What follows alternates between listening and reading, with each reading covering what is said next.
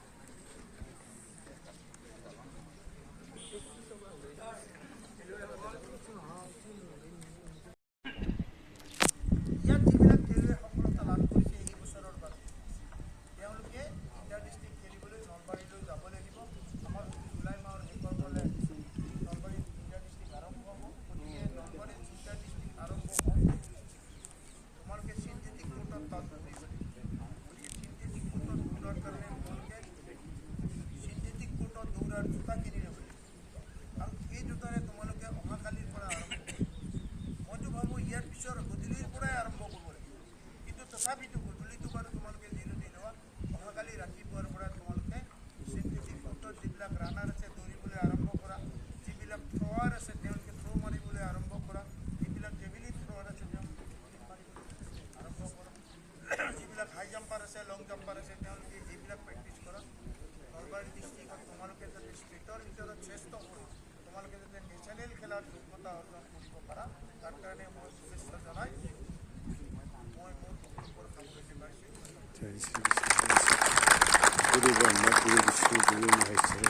আজি ছাৰৰ আপোনাৰ খুব সাৱলীন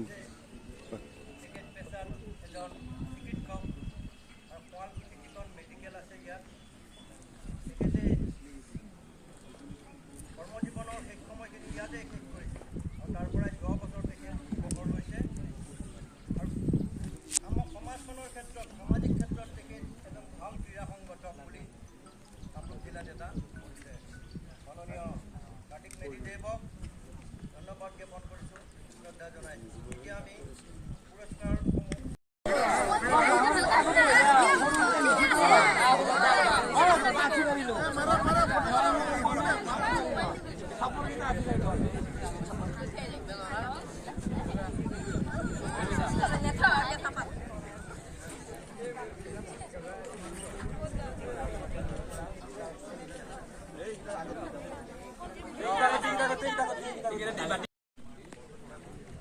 সিলভাৰ মেডেল লাভ কৰিছে Hirakjyoti Boro sports academy of Sualkuchi 100 মিটাৰত।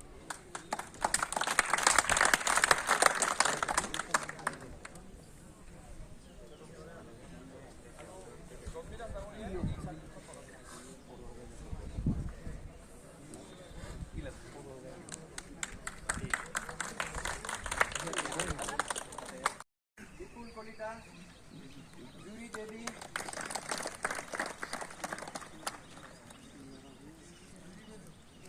Manisha Sharma Barua,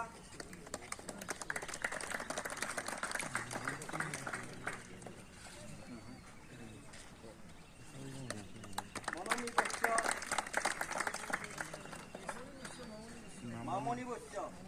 Mamoni Baishya, Sultana Waheeda Rahman,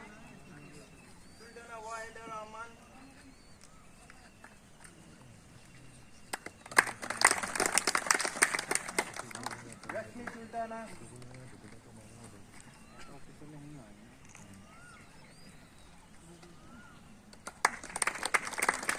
Bhim Kumar बड़ो,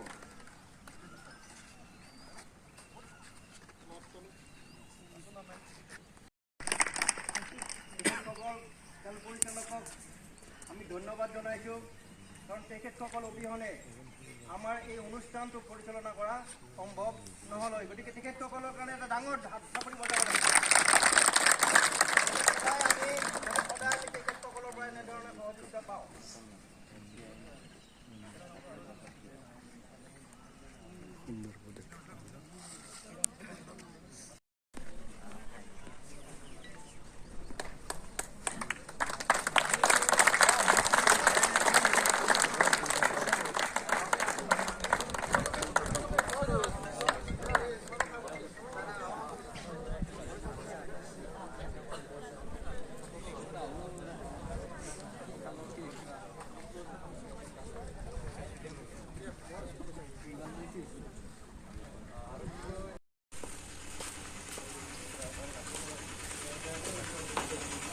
ষ্টেডিয়ামৰ পৰা ওলাই আহিলোঁ।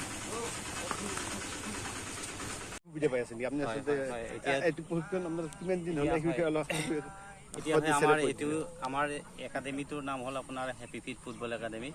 ইয়াতে আমাৰ ষ্টাৰ্টিং কৰিবৰ কাৰণে আপোনাৰ এসপ্তাহ হৈ গ'ল, মানে এসপ্তাহ 10 দিনমান হৈ গ'ল আৰু। কিন্তু আমি প্ৰেক্টিচৰ কাৰণে আমি যিখিনি ইকুইপমেণ্টৰ প্ৰয়োজন সেইখিনি ইকুইপমেণ্ট আমি পোৱা নাই, বা এতিয়া আমি চৰকাৰৰ পৰাও একো সুবিধা পোৱা নাই। এতিয়া যিখিনি কৰিছোঁ সেইখিনি নিজেই কৰিছোঁ। ধৰি লওক আমাৰ মেম্বাৰ আছে 10জন, সেই মেম্বাৰৰ পৰা আমি পইচা উঠাই কিনে আমি যিখিনি ইকুইপমেণ্ট বেছিক দৰকাৰ আৰু সেইখিনিহে আনিব পাৰিছোঁ। তেনে আকৌ আৰু বস্তুৰ আৰু সঁজুলিৰ বহুত প্ৰয়োজন আছে নেকি? বহুত প্ৰয়োজন আছে। সেইটো আচলতে আমাৰ ধৰক এতিয়া নতুন চৰকাৰ হয়। আচলতে এতিয়া আমাৰ শৰীৰৰ ওপৰত আচলতে বেছিকৈ আচলতে গুৰুত্ব, যিটো পৰিৱেশ সেইটো আচলতে শৰীৰ চৰ্চা হ'লে আচলতে মাইণ্ড মস্তিষ্ক আপোনাৰ হেৰি হয়, সুচিন্তাৰ আচলতে উদ্ভাৱন হয়। এনে ক্ষেত্ৰত আপোনাৰ ক্ৰীড়া ক্ষেত্ৰতো অতিকৈ প্ৰয়োজন হয়। আৰু আপুনি আচলতে নতুন চৰকাৰক আপুনি কি ক'ব, ক্ৰীড়া ক্ষেত্ৰত উন্নতি কৰিবৰ কাৰণে বা কি প্ৰয়োজন, কেনেকুৱা আপুনি আচলতে বলৰ যেতিয়া প্ৰশিক্ষক হিচাপে আছে সেই হিচাপে আপুনি গোটেইখিনি জানিব পাৰিব। এতিয়া তাৰমানে চাওক, আপোনাৰ এতিয়া ধৰি লওক প্ৰশিক্ষাৰ্থীক যিখিনি বস্তুৰ প্ৰয়োজন আমাৰ মানে চৰকাৰে সিমানখিনি যোগান ধৰা নাই, বা যোগান এতিয়ালৈকে ধৰাই নাই। কিন্তু তথাপিতো আমি আমাৰ আবেদন কৰিছিলে হয়, মাননীয় চৌধুৰীক আমি আবেদন কৰিছিলোঁ। তেখেতে আমাক পেডত চহীও কৰি দিছিলে। কিন্তু আমি যেতিয়া আপোনাৰ এই স্পৰ্টছ অথৰিটিত গৈছিলোঁ, তেতিয়া আমাৰ কৈছে যে বোলে কোনো ধৰণৰ এইবিলাক স্কীম নাই, গতিকে আপোনালোকে এতিয়াতো তেনেকুৱা সুবিধা নাপাব, যেতিয়া আহে আপোনালোকক ইনফৰ্ম কৰিম আৰু সেনেকুৱা কৈছে। সেইখিনিয়ে আৰু আপোনালোকে তেতিয়া অপেক্ষা কৰি আছে। আমি এতিয়া মানে ৱেইট কৰি আছোঁ, আৰু যিখিনি বস্তুৰ প্ৰয়োজন হয় সেইখিনি নিজেই আমি আমাৰ কমিটিৰ যি 10জন আছে সেই 10জনৰ পৰা পইচা উঠাই কিনে আমি এই ইকুইপমেণ্টখিনি যোগান ধৰিছোঁ সিহঁতক। হয় হয়, খুব আচলতে আক্ষেপেৰে কৈছে। আচলতে শিক্ষক হিচাপে এজন আচলতে ছাত্ৰক কেনেকৈ গঢ় দিব লাগে আচলতে শিক্ষকে জানে, আৰু শিক্ষকে কি আচলতে প্ৰয়োজন সেই বস্তুখিনি তেখেতসকলে আচলতে উচিতভাৱে আচলতে ছাপ্লাই পোৱা নাই, বা নিজৰ গাঁঠিৰ ধৰণেৰে আচলতে তেওঁলোকে প্ৰশিক্ষণ দি আছে। এনে ক্ষেত্ৰত আচলতে চৰকাৰে আচলতে এইটো মাননীয় মন্ত্ৰী মহোদয় এইটো আচলতে যিহঁতৰে আচলতে ল'ব লাগে, আৰু এনেকৈ আচলতে উদগনিমূলক কামত সদায় আগভাগ ল'ব লাগে। এই চৰকাৰখনৰ এইটোৱে আচলতে বিনম্ৰভাৱে অনুৰোধ। এয়া মই দেখুৱাই আছোঁ আপোনালোকক। এই শুৱালকুছিৰ ফালৰ পৰা মই দেখুৱাই আছোঁ। শুৱালকুছি আপোনাৰ শ্ৰী মাধৱদেৱ ক্ষেত্ৰৰ পৰা মই দেখুৱাই আছোঁ। এই ফুটবল আপোনাৰ প্ৰশিক্ষণ আপোনাৰ ইয়াতে দি আছে। আপোনাক সম্পূৰ্ণ দেখুৱাই আছোঁ।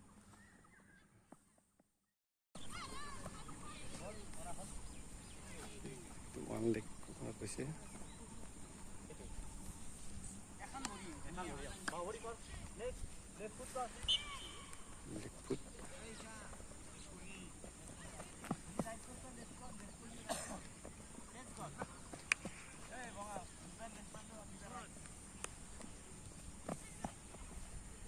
দুইবাৰ লেফ্ট দুইবাৰ ৰাইট আপোনাৰ তেনেকৈ আচলতে নিৰ্দেশ দি আছে, আৰু তেনেকৈ আচলতে পৰীক্ষাৰ্থীয়ে আপোনাৰ ফ'ল' কৰি আছে।